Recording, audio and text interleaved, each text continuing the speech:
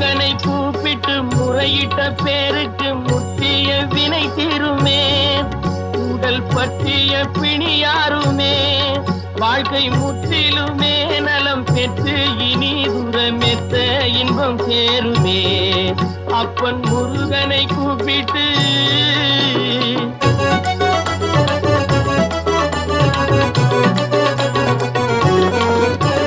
குமரனை கும்பிட்டு கொண்டாடுவோருக்கு குமரனை கும்பிட்டு கொண்டாடுவோருக்கு குறைகள் யாவும் போகுமே.